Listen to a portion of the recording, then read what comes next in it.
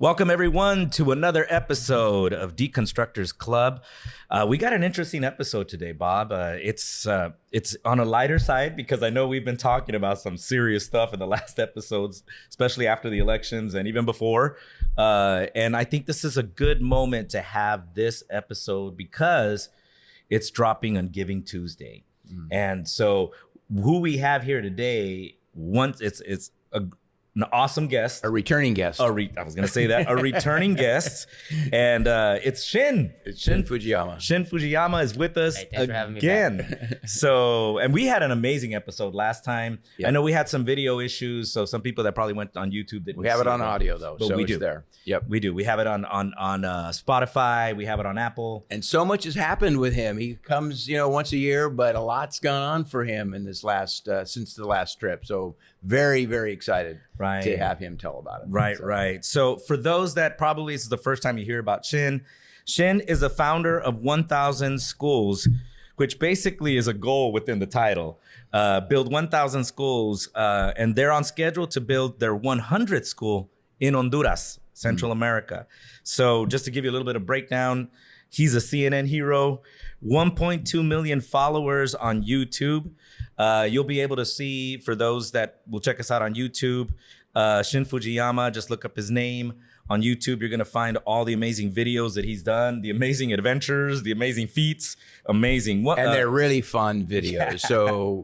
So if you haven't checked it out, you need to check it out. Because they're mostly in Spanish, but they all have subtitles. Yeah, they subtitles, do. Right. And just to warn everybody, Shin talks very fast in Spanish. And so the words in English come by really fast, and you got to be a speed reader. I even have Japanese subtitles for my parents. They're the only ones that use it. But that's good. I like that. So 1.2 million followers on YouTube, 2.9 million followers on TikTok. It's pretty amazing. Number one live streamer on TikTok these past few months. I'm going to tell you why, because he did something very amazing. For those that don't know, for those that do have been following, you understand what's going on. First human to run, and this is the reason why. First human to run from the U.S.-Mexico border to San Pedro Sula, Honduras, 3,300 kilometer run. And we're going to hear about that. That's just amazing. Yeah. First human. Wow.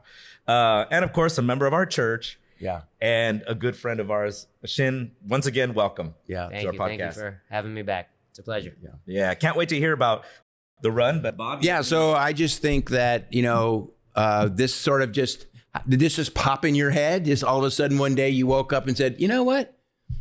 I'm going to run from, by the way, just so you'll know, and I'm going to forget this later. You know what Shin means in Japanese? I heard this last Sunday for the first time. It means forest.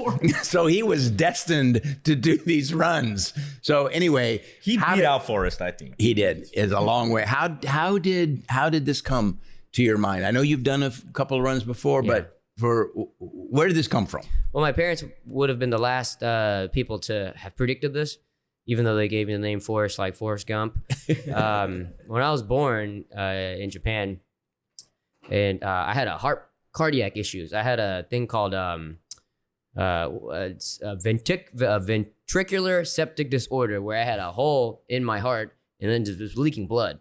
And it happens to, I don't know, one in every however many hundreds of thousands of people or whatever. And the doctors told my parents that I would never be an athlete, never be able to play competitive sports, that I was probably going to be bedridden, weak, and, not be able to do anything too exciting that would get the heart racing, so to say. So my parents spent my early childhood taking me to the hospital, making me special, foods that were as nutritious as possible. I would take long naps because I was always so tired, and I wasn't really allowed to play sports. When I turned, I think 5, my dad enrolled me to a recreational soccer league, and I think I was only allowed to play like 5 minutes, and I wasn't very good because I had never exercised. So I was a bench warmer, starting off in kindergarten, and I would play a little bit more every game, and eventually my heart healed itself. That's what the doctor said, but my parents were always worried. When is there going to be a relapse? Is he just going to have a heart attack one day? Running around somewhere.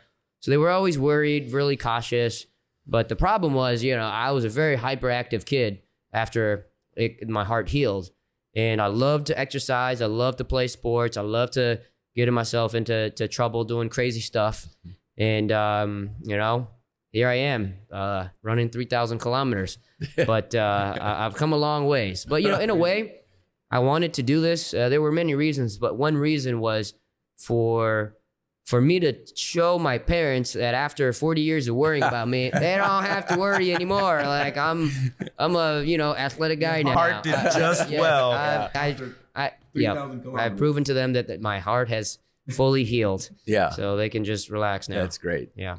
So this was a run for charity. I mean, you ran for this amazing goal, this fundraiser for building schools. Why 3,000 kilometers? Why from the U.S. border? Was that an idea that had any meaning to you to do that? Yeah. So, Bob took me to Honduras when I was a college student in 2004. 2004. And I think he forgot me and just left me there. So 20 years later, just about. Yeah. 20 years later, I'm here. I'm back. Still living in Honduras. Yeah. So, I've been running this organization for nearly 20 years now. And for the first 15, 16 years, we ran it and raised money for it in a very traditional way. Doing events and from anywhere from campus bake sales to galas, things that most nonprofits would do in America. Ever since the pandemic, I had to shift gears because we couldn't do most of those things. And I started a YouTube channel. And ever since the first video vlog that I did, it kind of went viral. Mm-hmm. And so I just started making more videos about everything Honduras related, showcasing what our nonprofit was doing, the schools we were building. And I started to do these challenges, and people loved watching them, and they would donate, and it kind of became our best way to raise funds. So just last year, in the first episode we did together, I talked about my first run, a charity run, which was a 125-kilometer run from Guatemala to San Pedro Sula, which I nearly died. I was hospitalized on the third day through dehydration, and overheating, and also I had a heart arrhythmia. My heart was having problems. So I had to continue the race on a wheelchair.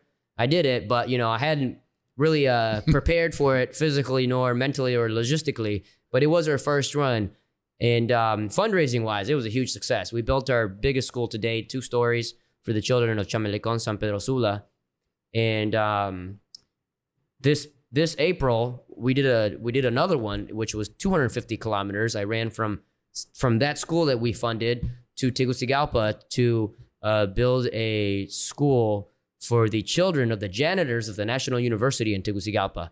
And that was a huge success. It was even bigger. And I believe we raised over $200,000 for almost $300,000, I believe, from that 250 kilometer run. And then I started to think about what was next. It was working. I was becoming a better runner. I was reading all these books. I was getting into it, training. And there's a weird thing where people on YouTube, they like to watch other people suffer. They like to watch other people really struggling. That's why people love these challenge videos. Right. There was an English guy who was running, and he did it. He ran the full length of Africa. There was another German guy who was running. He ran through Europe. He ran through Mexico. There was a Japanese guy who was also doing a long distance from Alaska to Argentina. A lot of people were doing these crazy, well, not a lot, but there's a handful of people that I identified, and I was following everything that they had been doing. But for them, I think the running was their main thing, and some of them, not all of them, some of them are raising money for charity, but that was kind of like the secondary focus. But for me, obviously my background, I'm not a runner. I'm more of a nonprofit guy and now a YouTuber. But I wanted to do this run in a much bigger way and see if I could just raise tons of money. And that's when I figured if I do something 10 times bigger, go up from 250 kilometers to 3,000 kilometers, I think it'll be a much bigger impact. And it really was. Yeah, it really was. So 250 to 3,000. It was a big jump. Big yeah, jump. it was a big jump. What Yeah. did your staff think of this idea? What did the people around you, the people who work with you, your board, what was their feeling about this new plan? Well, I think everyone said this was too crazy. People from looking at this from the outside, and people from the kind of the inside, the team, family members, friends, board, and because not only is running so in the previous runs I was doing a half marathon a day. In this one, because of kind of the timing and visa situations for my team, we had to do a full marathon every single day with a couple of rest days. But there were points where we were going to need to do 11 marathons in a row, in 11 days. Mexico, the large part of the trek through from the U.S. and Mexico border, through Mexico, through Guatemala, through El Salvador, and through Honduras, we were going to have to go through deserts, mountains. We were hit by a hurricane. There were points where it was over 120 degrees. Not only that, we had to cross through at least 2 states in Mexico that are known to be some of the most dangerous places on planet Earth. So, obviously my family was worried, my friends were worried, my supporters were worried. In fact, they were so worried when I announced the thing and I was like, I want to raise $500,000 to build at least 10 schools in Honduras by doing this. My followers started a huge campaign called Stop Shin from Running campaign, or Save Shin's Life campaign. They were sure that if I tried this, I was not going to make it back alive. And I can tell you for sure that they weren't fooling around. I mean, people were very, very nervous about this decision because they felt like it was really a dumb idea. Yeah. Well, when I first heard about it, we got into contact because of people in the northern part of Mexico, wanted to scope the land and, talk to some folks. And so some of my friends and family, I'd give them a call to meet up with you. I was still like in shock when I heard what we were going to do. And I was like, wow. But then again, I was like, I trust you because I know you've done some amazing things. And well, since your family's from Mexico, when you hear like Reynosa and Tamaulipas, like what comes to mind? So people who might not be familiar with that area can get an idea. Cartel. It's very dangerous. A lot of drug smuggling, things going on in that area. So, but yet there's good parts also, and that's one of the things that a lot of people don't understand, that in Mexico, there are good things, but the things that we always get from the media are the bad side of things, but it's still the dangerous route. Also, the terrain is very dangerous.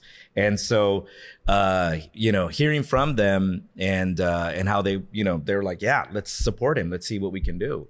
Yeah. Well, so the campaign that our followers did, thousands of people donated to see, because they were like, if we can raise the money that Shin needs, he won't have to do this. Yeah. So I think that page raised like $60,000 in 2 days. Wow. It was started by a TikToker, Carlos Eduardo Espina. But, it wasn't enough. So I said, well, I got to go, Even if they had raised the money, I probably still would have done it, raised the goal. Yeah. But people were very, very worried. And my team, when we had our final meeting, it wasn't excitement like the previous 2 runs. This one was a little bit gloomier. People were genuinely concerned. And there were a lot of calls about it. There were a lot of calls. Time. Their board members were pretty, discouraged and worried. And Shin, he took that all to heart. It wasn't like he just said, no problem, no problem. He really tried to do as much work as he could do. So I actually went to Mexico to see what the situation was like before I made the decision. So I flew down there with 2 Hondurans, and the 3 of us scoped out, Monterrey. I went to Reynosa. So my 2 Honduran guys, they stayed in Monterrey, which is 210 kilometers away from the border in Reynosa. And they were monitoring me through a GPS because I went on this road, which is basically known for kidnapping. Yeah. The State Department and the U.S. Embassy website tells people to avoid that road and that city at all costs. I think if you actually work for the U.S. government, you're not allowed to go there on those roads. It's very dangerous, that area. Yeah. Very dangerous. And then you call these security companies. So so I wanted to make sure we were going to have the right insurance, the right equipment, GPS monitoring systems, and everything. And I called a couple of international security companies that work in Mexico. Some of them maybe will take care of the security for, let's say, the U.S. men's national soccer team when they go to Mexico, or embassy personnel, or U.S. CEOs that have to go to a business trip to Mexico. They take care of all that. And I was like, well, maybe they can help us with security. The problem is those companies charge thousands of dollars per day for them to do that, and we didn't have that kind of money. So I was like, okay, if I do this without you guys, what's gonna happen to me? One guy said, just if you tell the U.S. embassy, they will. They were gonna think this is way too crazy, too dangerous, this is basically a death sentence. One of the guys, the CEO of one company, said, I have a 40% chance of not making it back. No. So I figured I have a 60%. And you thought that was good. Yeah, better than half. You were happy with that. Yeah. I was going to say, in your mind, better than half. We can do this. At the same time, okay, so those were frightening. And, they were saying how Mexico has more kidnappings. I don't know if it's true, but that's what they said. It has more kidnappings in the country than all kidnappings in every other country in the world combined. So there's just people get kidnapped all the time. And I've had neighbors from Honduras get kidnapped, and in Mexico. And, when you look up these YouTube videos of some of these cities that I was going to have to run through, that's 99% frightening videos, so I definitely don't recommend anyone watch those. But at the same time, a lot of these U.S. Embassy or State Department websites, like, they're gonna, say what they can to minimize, dissuade you from going to these places. But I've been to a lot of those places, and so have a lot of Americans. Mm-hmm. And you introduced me to a person in the area who was associated with a church in Reynosa. I got in touch with them I went there, and I didn't want to just watch YouTube videos or look at websites to get an idea of what a place was actually like. So I went, I talked to people, I interviewed people, I talked to churches, I talked to a couple of Americans that were living in Reynosa to get a more accurate picture of what the threat level was actually like. Not the perceived level, but the actual level. Yeah. And so I got to understanding that, with the cartel guys, as long as you're not getting in their way, like, most likely they're going to leave you alone. There's always a risk, but, they're not necessarily targeting a marathon runner, Right. Yeah. So I looked at everything. I just wanted to make sure we had the insurance and security personnel and police support and, all those things in order. Obviously, we didn't just go without a plan. We spent weeks and months getting everything ready.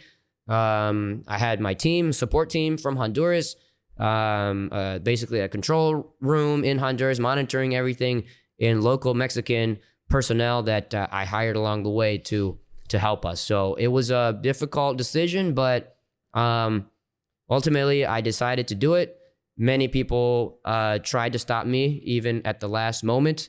And on the, if you saw any of the message or the comments on my Facebook posts, it was people were kind of comparing it to like the crucifixion or something. Like I was going there for a short, short end of life experience. Yeah, I mean, it was just like, it was getting, it was like, And I don't know if you noticed my tone when we talked. I was concerned, but at the same time, I told you the same thing. What we talked about, that the perceived danger was very different from the actual danger that's there. Not to say that it's not. There's risks. Yeah, because on the flip side, how many tourists go to Mexico every year? We're talking about millions. Yes.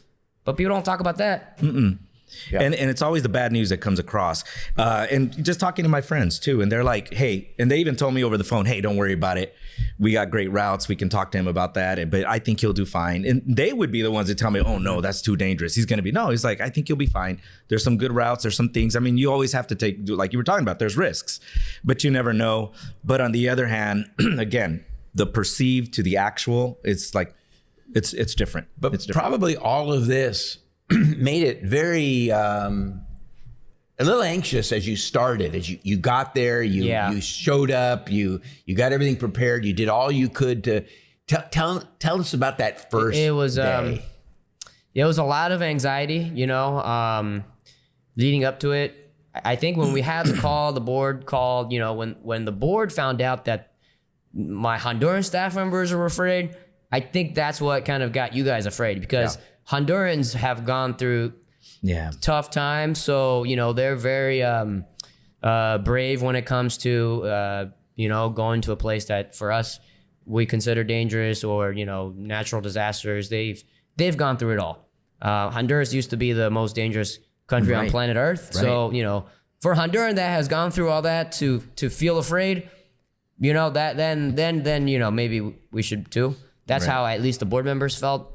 So yeah, I'm not gonna lie, we were all very anxious about the situation. Even kind of on the flight, it just felt gloomy, because it was my camera guy, a Honduran guy, and me. We didn't know, the Mexican guys that we had hired. So, we just didn't know who we could trust or not. We were just in a state of paranoia also.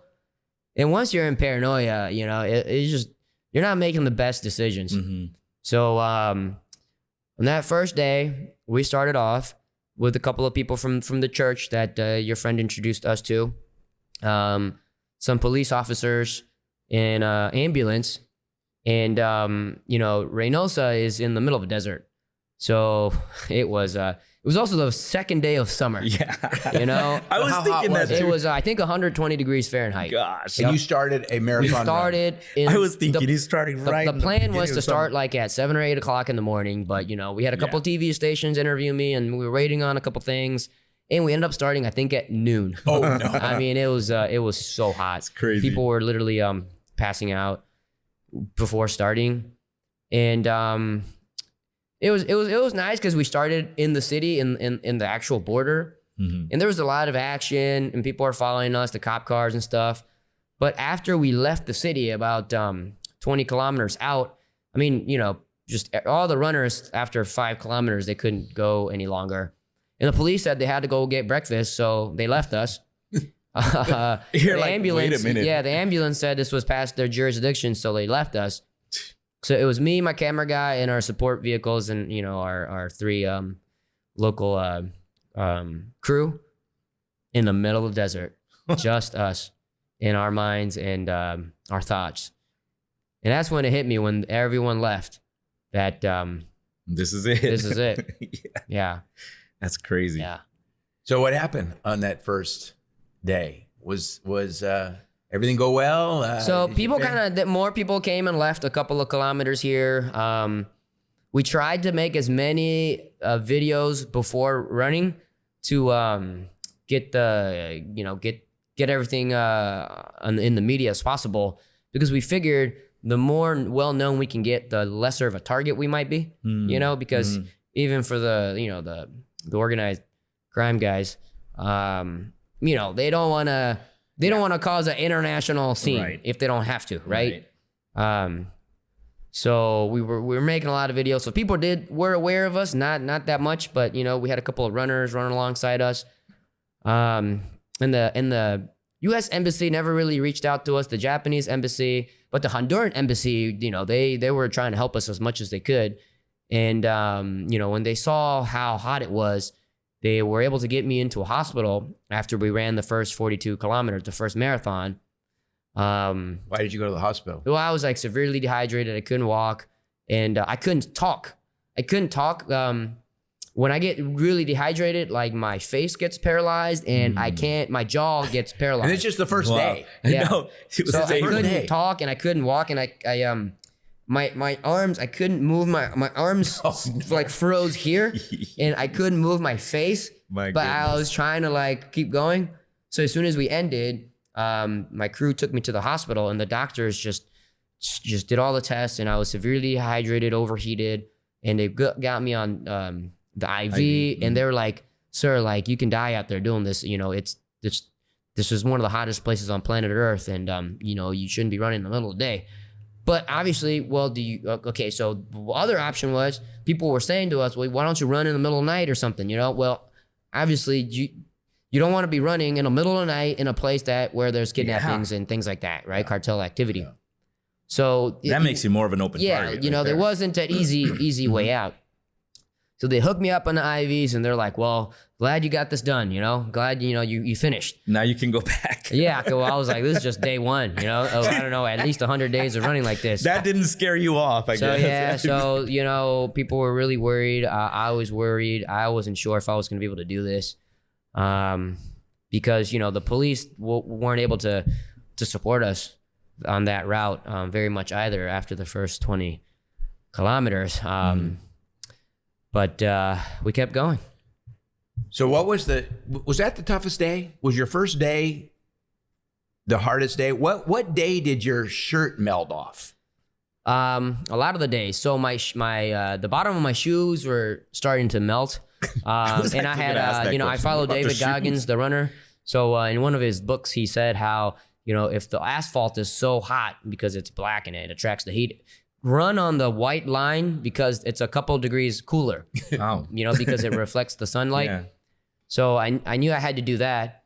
But the weird thing is, like, my shirt like started to kind of almost like melt away. It was the material was just falling apart right here. Wow. You know, where it's the you know where you get hit by the sun the most. So it was we weren't really sure what we needed to do, but I had to have gloves on because my hands were roasting, and I have a hat on and like a little like a piece of cloth to cover me, but a material that was a little, you know, wasn't going to get hot. Yeah, just burn your skin off. Yeah, you know, I had like leggings to, you know, my legs were getting roasted, and but at the same time, when you have so much on, you're unable to sweat it out. Right. So I was also getting suffocated by the insulation, but I didn't want to get, you know, burnt by this crazy sun. We saw all these like dead animals, like turtles and snakes and just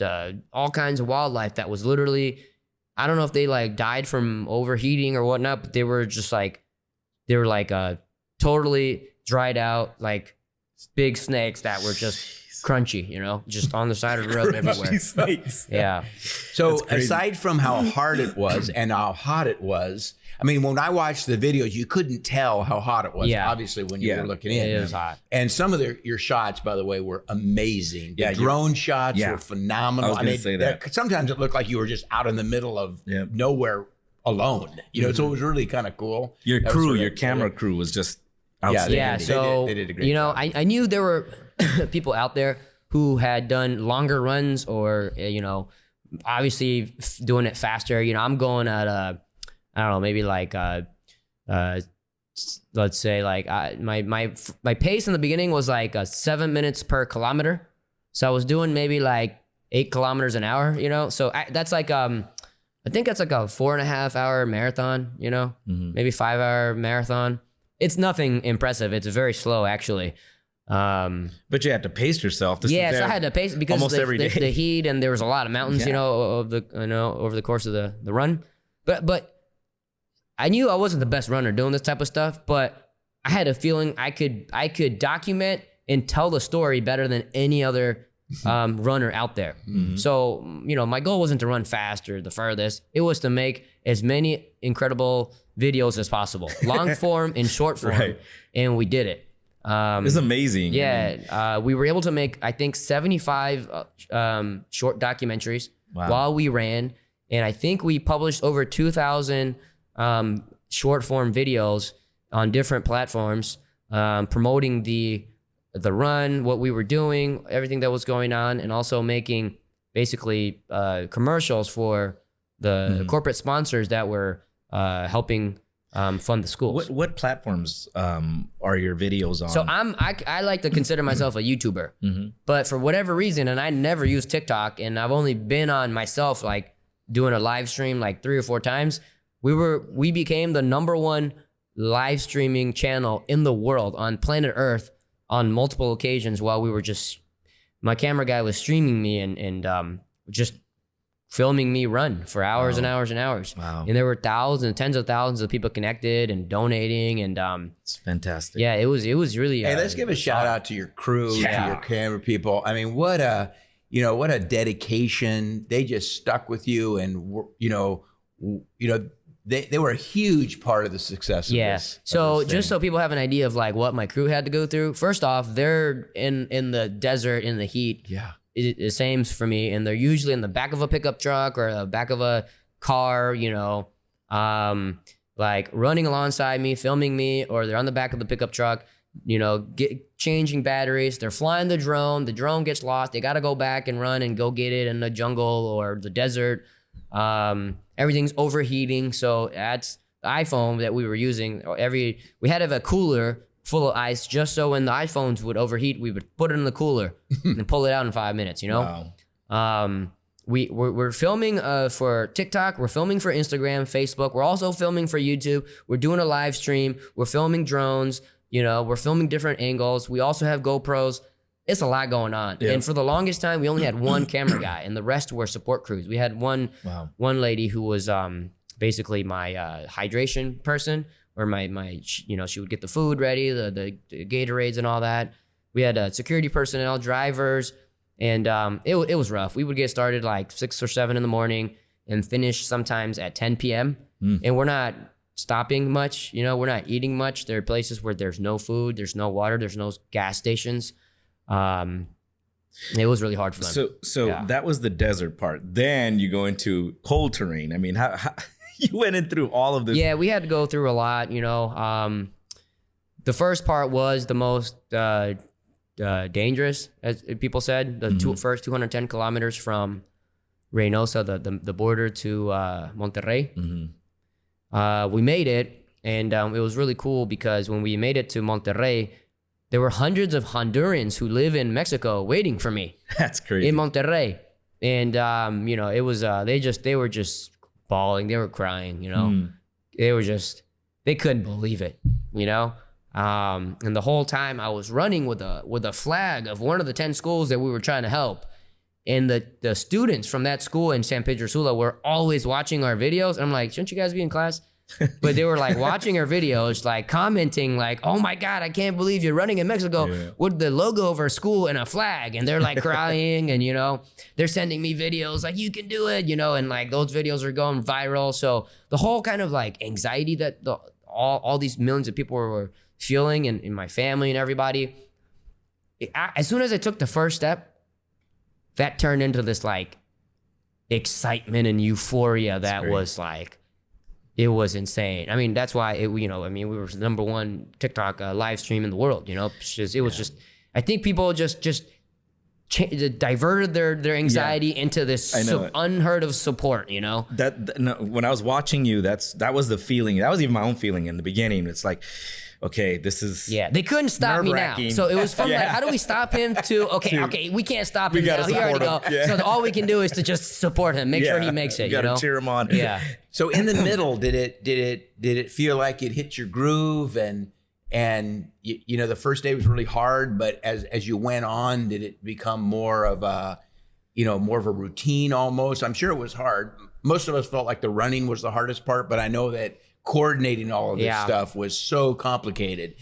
Were there any moments that got you a little worried? Like, are we going to be able to get through this? Was there anything like that came up as the run continued? Yeah. So in the previous challenges that I did half marathons every day. Like 20 to 25 kilometers a day.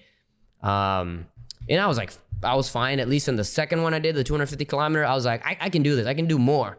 I felt like I could have made it harder, And I had done a lot of training, and I read so many books. And when I really get into something, I get obsessed. So, for example, to prepare for the 3,000 kilometer run, I started reading books from all the top marathon and ultra marathon runners like Scott Jurek, Dean Karnazes, Rich Roll, David Goggins, Killian Jornet. I read all the books that I could on biographies of how people, did all these runs, and also instructional books on how do you train, how do you pace yourself, what nutrition. I listened to countless podcasts about running, about ultra marathon running. And I had never really to this day, I have never competed in a full marathon. I've only done a couple of half marathons, you know. I've played soccer my whole life. I've done some, you know, martial arts, boxing and jiu-jitsu, and, you know, I've lifted weights forever. Yeah, I've always been a fit guy, but, you know, not an ultra marathon runner. So, you know, I did all the research and I trained. I was getting up to, I think, 30 kilometers a day, running 30 kilometers a day in Honduras before, you know, doing this. But I hadn't been doing 42 kilometers a day. So in my mind, I'm like, I don't know if I can do this, because usually most marathon runners, there's a thing called after the 30th kilometer, you hit the wall. You hit the wall. It doesn't happen in the 20th or 25th or 29th kilometer. It's usually around the 30th, because your blood can only have so much glucose in your bloodstream. And after that, you're like, got no more glucose. And you hit the wall pretty much, and everything just gets so much harder. So I knew that was going to happen. I hadn't trained beyond that. And that's exactly what happened.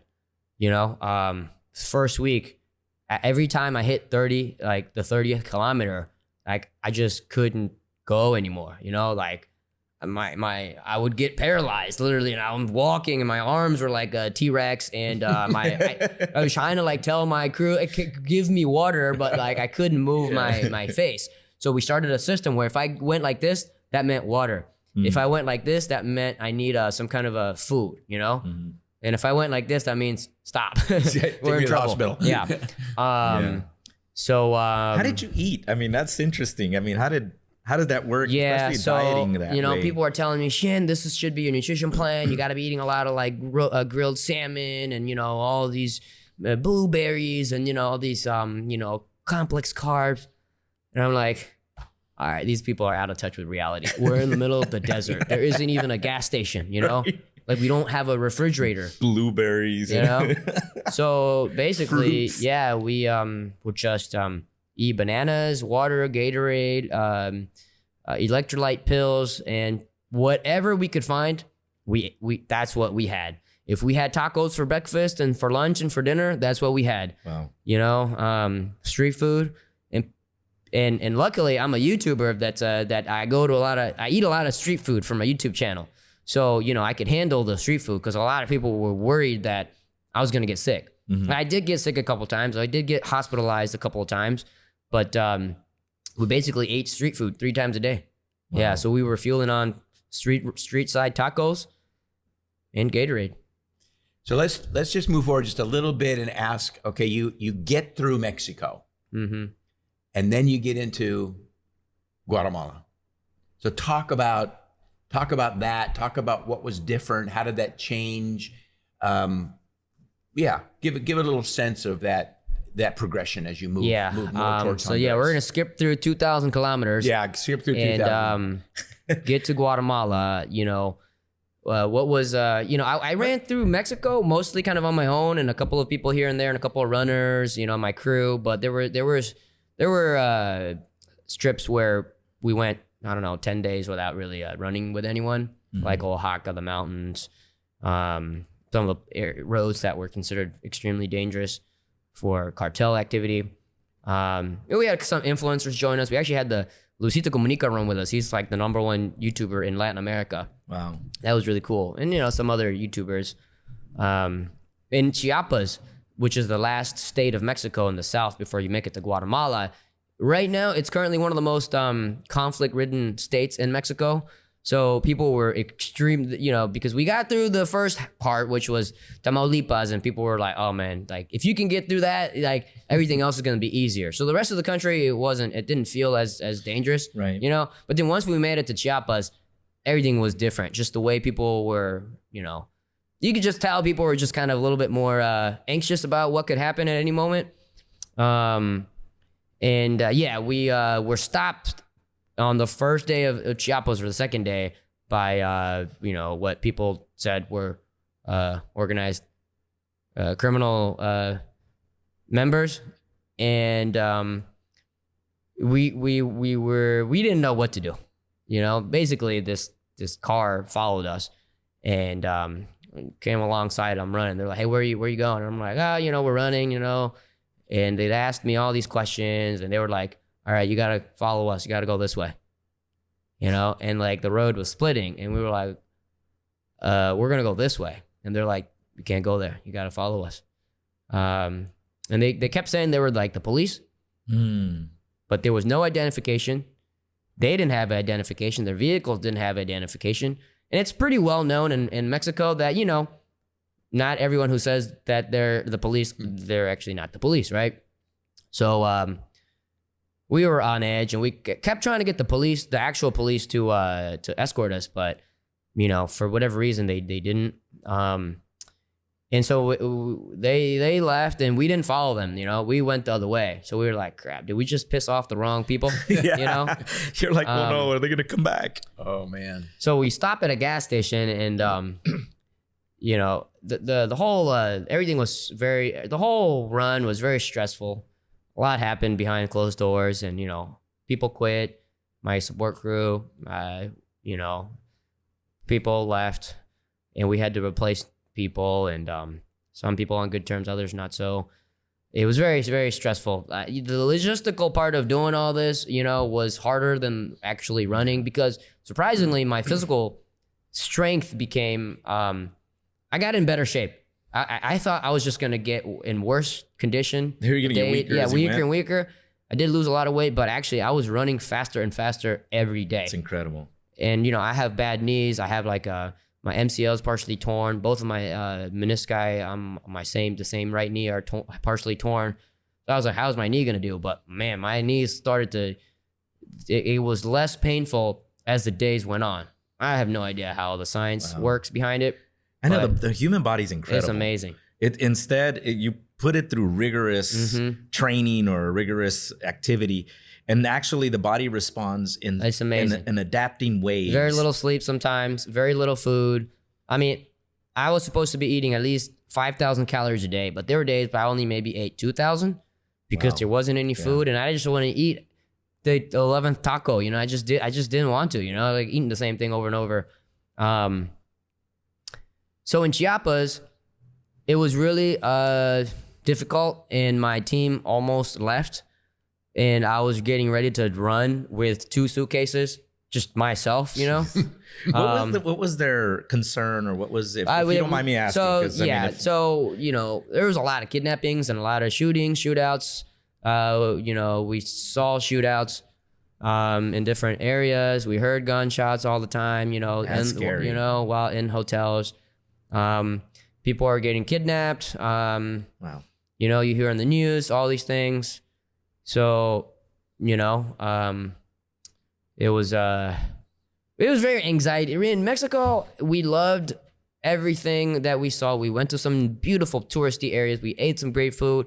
I'm not gonna lie, we were riddled with anxiety for 2,000 kilometers. You know, with everything that, you know, even what the locals were telling us. You know what I mean? So we got a phone call. So basically that day when we were stopped, we didn't know what to do. We got a couple phone calls telling us, I can't say where these calls came from, but basically they were saying like, Shin, you've been talking to the police there.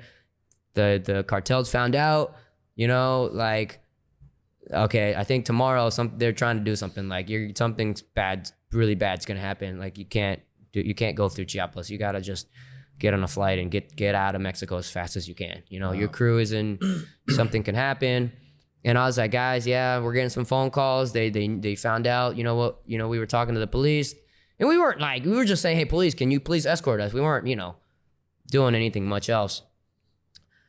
But I was ready to just go. I didn't want to put my crew at risk. You know, I was like, I'm just going to keep going. You know, I think these calls I don't really believe them, you know. I think these are just bluffs. People just telling us to scare us. I don't know. So I was getting my suitcase ready, and my crew was like, Shin, we're not leaving you. You know, we're not leaving you. You're not doing this alone. Like if something happens, we're all going down.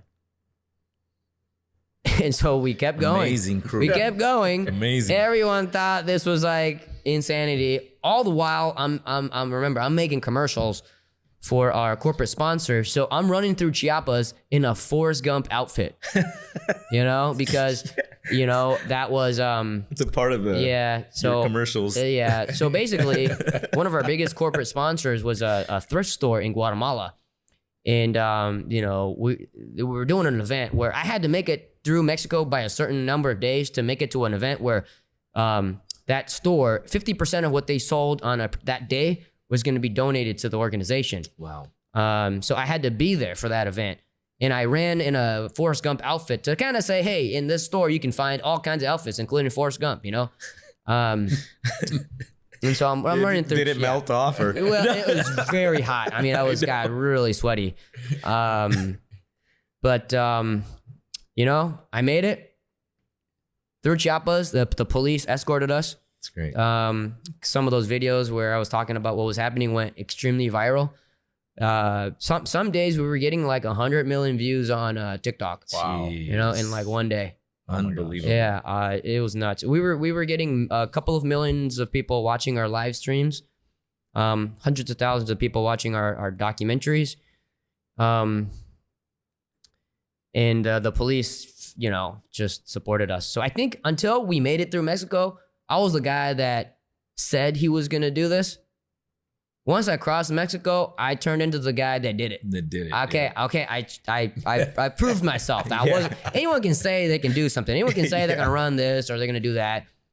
But I did it. So I think when I made it to Guatemala, the way people looked at me was different. It was like, okay, he actually has credibility now. Yeah. Like he's going to Major do this. cred. He made it through Mexico, the longest country, in the whole thing. So now it was basically a big celebration.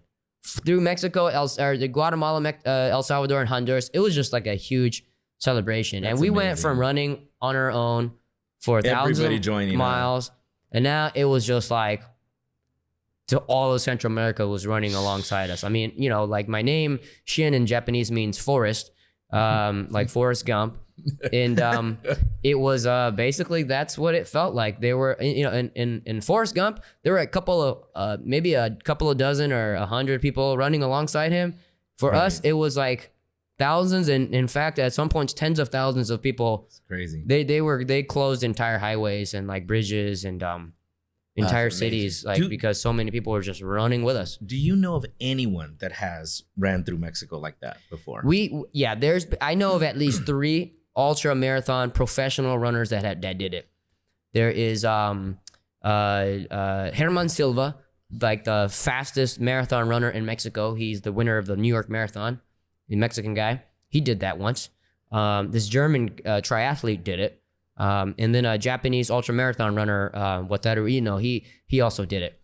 But you don't hear about these guys because they're not YouTubers. I was going to say that. And you're talking runners. About athletes that they train these for all are this world champions. I know. And I'm like, and you're this YouTuber. I never even ran a marathon in my life, That's the point. You're like this triathlete, right? And you're like, what in the world?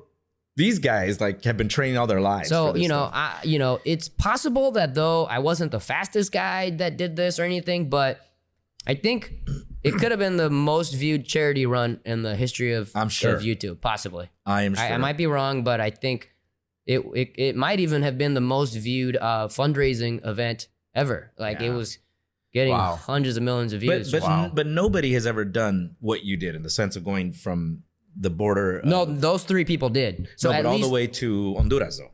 The Japanese guy did. He did, but he didn't go to San Pedro Sula. He kind of went took a really short route through Honduras. Okay. Yeah. But basically, you've done what nobody else has done. Yeah, except for a very small. So where was the end? Where was the end of the run? So we went through Guatemala, which was very hard because it was freezing cold and we were up in the mountains.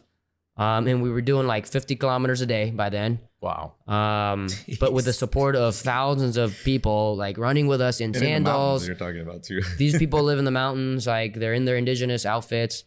And they were gifting me their indigenous clothes, and I'm running with all these things they're giving me. I'm in these scarves and You're these hats weighing me and down. sweaters and I don't know what instruments they're giving me.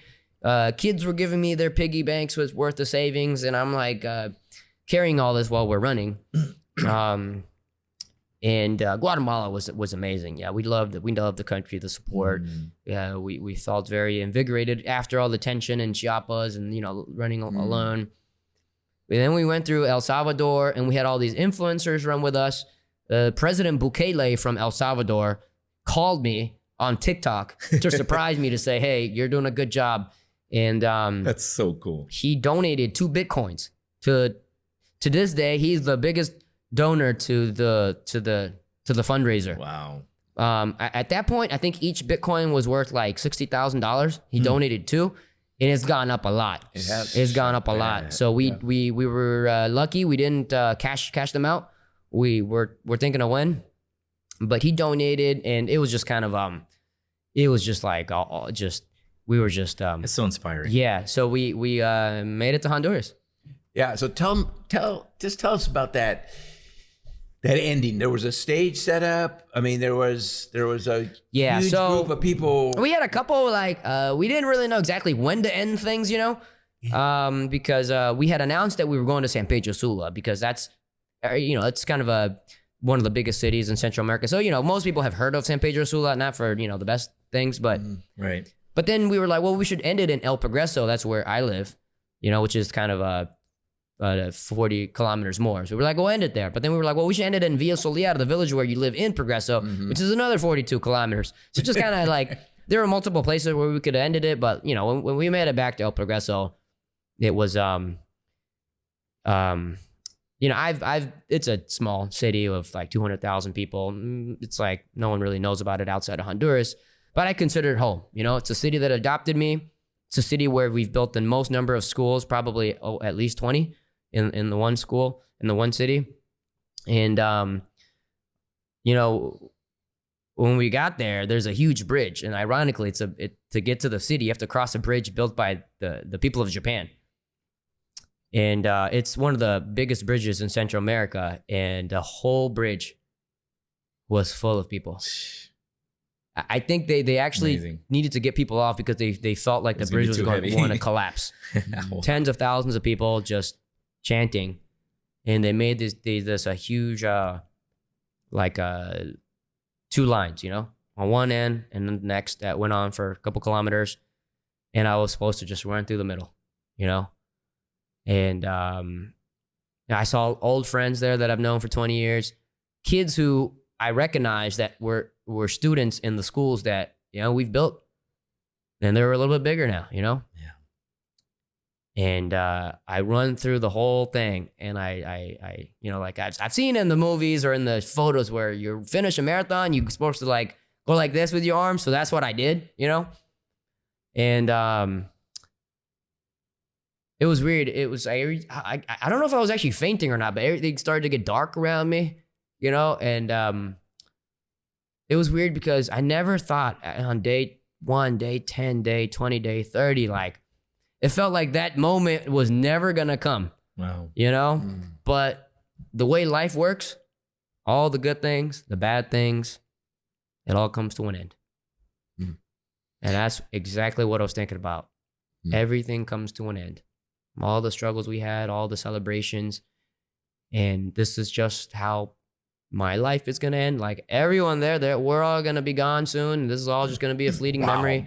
And I just thought about kind of the life's beginning and end, and we made it. And wow. Yeah. But how victorious though? I mean, what a and then when I crossed the bridge, they're like, Shin, remember we have another 40 kilometers to go. I was like, oh, I forgot. It came back to life all of a sudden. Yeah, then I came back to life. They were spraying water. You got to keep running. I was like, oh, gosh, Yeah.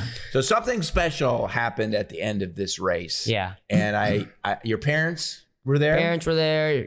I figured. So, my girlfriend, she's been so patient, some girlfriends would have said, Shin, you can't do this. You shouldn't do this. It's too dangerous, But she was like, hey, if this is what you want to do, I'll support you. And she was very supportive the whole time, and I'm away, And I was like, wow, she's awesome. So I proposed to her when I crossed the finish line in Villa Soleada. Tell I them how you surprised did her. it. So I pretended to faint in front of everyone. There was like thousands of people on stage, and you know, she got really worried. But my mom came, and she had a little first aid kit, and she was in it with me. So she had the wedding ring in the first aid kit, and I pulled it out, and I got on my knees. And as soon as I got on my knees, I think everybody knew what the heck was about to happen. So she couldn't hear what I was saying because there were thousands of people screaming. Yeah. But she said yes, you know? I watched the TikTok video and you couldn't hear anything. It was all over TikTok. People were filming us live. So she said yes. And, you know, that's how kind of... You couldn't hear her, but you could see her head. Yeah, she was nodding. Yeah. Hopefully she wasn't saying, no. I didn't hear her, but, you know... Yeah, and you're like, man. After running this far, and for her to say no, yeah, it's like, that would have been yeah. Now I want to live television. So tell us, Shin, this whole way you're running this whole thing with all this support, all this uncertainty, all this anxiety. Was it worth it? Was it worth it? Well, you know, because we ran more than 3,000 kilometers. We ran 3,300 kilometers. Jeez. And we ended up raising over $1.2 million. This is fantastic. So double, you know, more than double of what our goal was. We're going to be able to build, we assume, around 25 or if not more schools in Honduras, which will, we started the run having built 73 schools total over the years. With these schools, I think we can get to 100 or very close to build the 100th school in Honduras. So, yeah, it was just, it was really epic. And we got, what the crazy thing is, you know, beyond all that, you should have seen the comments. Like, people were like, you're going to Mexico? Like, people there are bad people there, you know? Mm-hmm. It's really a scary country. Like, it's bad there. Like, you can't go there. You can't trust people there, you know? After the first week, people are like, wow, how wrong we were. These people in Mexico are amazing. They're supporting Shin. They're protecting him, giving him water, giving him, that's what, you know? Really touched me when I saw that, the way that people responded to you. People are like, we love Mexico. The way we look at Mexico and the people there had completely changed because of what Shin is showing us. The humanity, you know, the things that are outside of mainstream media, like the real Mexico, the real people of Mexico. And people were just blown away. And, you know, I was able to foster that kind of brotherhood between two countries. When they go and play a soccer game, it's like a war zone, you know? Yeah. But outside of that, you know, yeah, it was really nice. And it was the same. People were like, wow, we never thought people in Guatemala were so giving and so amazing. Even the children, like how amazing, you know? Same with El Salvador. Who would have thought the president of El Salvador was going to like support us, you know?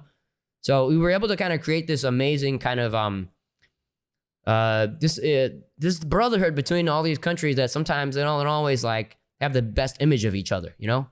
So that was a really cool, there were so many awesome side effects that we were able to do. I saw a video of when you went to the president's, did you go to the president's home or So office, we went to the kind of like the presidential palace in San Salvador. But he wasn't there. So we were like, well, we just wanted to say hi and like, you know. Was this before he donated? So we like ran off, and then it was a couple hours after he called us on TikTok. Yeah. So we did a live stream. And I was like, wow. And like, I thought he was just going to say, hey, you know, good luck. And it was going to be 30 seconds. It was like a 15-minute call. I loved your shout out to him. That was great. You were right in front of the palace. Yeah. And he responded in such an amazing way, man. Yeah, it was pretty unreal. Yeah, well, we're so so grateful for allowing us to come along with you on these adventures. And I think that's, people tune in because they feel so apart. I mean, they like to see someone challenged, but what was it like for you guys from kind of your end watching all this from California? I was so proud to know you, to have been a part of the process. I had to teach you how to watch a TikTok live stream, didn't I? I watched a live stream and just. You mean Bob has a TikTok now? Yeah, I do actually. Just to be a part of what you were doing. You felt like you were a part. You know, you allowed us in on this experience. And I think for thousands of people, they felt the same way. And we were there we couldn't be there physically to run with you, but we felt like we were with you. Yeah, you know, the amazing thing about these live streams is, say on TikTok, like there's tens of thousands of people watching, but like you can donate and like I'll see it. You know, or if it, you know, I might say, hello, you know, Jimmy 125, like, hey, like, thanks for supporting us. So you can literally be a part of this. And people loved it. You know, I mean, people were just, well, it's beautiful to know that you're being seen, you know, even though you're like a part of this million audience people, yet each individual. People were able to run alongside me virtually. And the crazy thing is, you know, people were donating pennies. So you can donate like a penny or 10 cents or $1 or, you know, even a couple $100, you know, on TikTok. We raised over $200,000 just from people donating these pennies and quarters on TikTok. That's just so amazing. This is going to come out on Giving Tuesday coming up. And people can still participate. That's right. With this fundraising effort, right? Well, remember, the goal is to build 1,000 schools or repair 1,000 schools in Honduras. And we still got more than 900 to go. So we're far ways away to our goal, and there's just so many kids in Honduras that everything is really hard for them without a school that has a roof or enough desks, or even a lot of these schools won't even have walls because they're rotting away. And you know, we want to be able to change that for as many kids as possible. So Shin, how can you give, like people that are watching or listening right now on our podcast? People can donate online on our website, 1000schools.com. The official site for this particular campaign is called, the URL is reto3000.com. Reto means challenge in Spanish. So you can put the link there, but people can continue to donate on that link. We'll put the link on the episode. Yeah, I was going to say that too. We'll put the link on our YouTube and our other platforms. And when you donate, you can leave a comment there and we'll read it. Oh, fantastic. So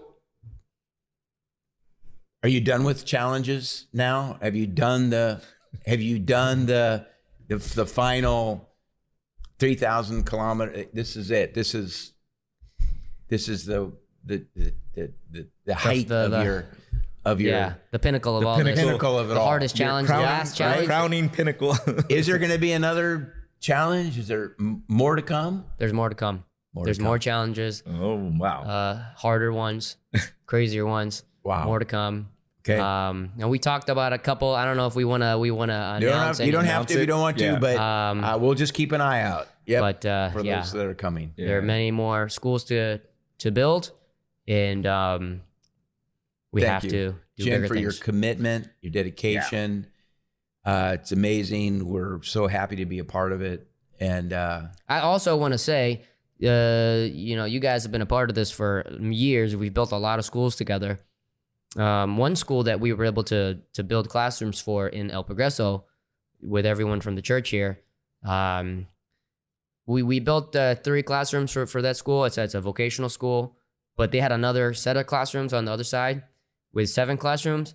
The roof basically collapsed in last year, and we were able to completely renovate the whole school as part of this campaign. So for those that, I just wanted to kind of update you guys, you know, the church here. Yep.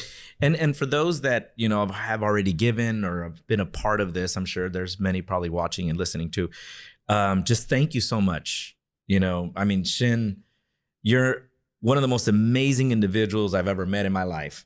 The heart that you have, the passion that you have for your vision and for what you want to accomplish. It's Jesus, man. I mean, all I could say is that's the heart of Jesus, because of how you want to help children and you want to, you know, give them a leg up, and specifically with, you know, the most impoverished areas there in Honduras. And what you're doing is just reflects so much a genuine heart, a loving heart, passionate heart that reflects the heart of Christ. And I just want to say that to you, because I know that, you know, we talk a lot about deconstruction here, you know, and people that are leaving because of not trusting the institution, in particular when it comes to giving and all of these things. Well, there are wonderful organizations with wonderful causes, and yours, I mean, yours is like number one to me. It's amazing. And, you know, if you really want to give and you want to make a difference and see this, go through this vision, check out Shin Fujiyama. All our information is going to be up there on YouTube and on our social media platforms. check it out. And you could check out, hey, you could follow Shin. He has all of these already recorded. They're all on his TikTok. They're all on his Instagram and of course, YouTube. And all the documentaries are there too and everything, right? And your YouTube channel. So you got to check it out. I don't know. Any final words? I just think it's a privilege to have you back to just, we'll do it again, after your next challenge. But you've done a great work, 20 years and you've done so much for all of us. Yeah. You pretty much took me to Honduras 20 years ago and forgot about me, and I been there the whole time. Left you there, and he became a hero. Yeah. Thanks for doing this for us. Thank you, guys. Thank you so much for being with us, Shin. It's always a blessing, a privilege to have you with us. So thanks a lot. Thank you. I'll be back. For sure. Thank you all for tuning in. Until next time, take care.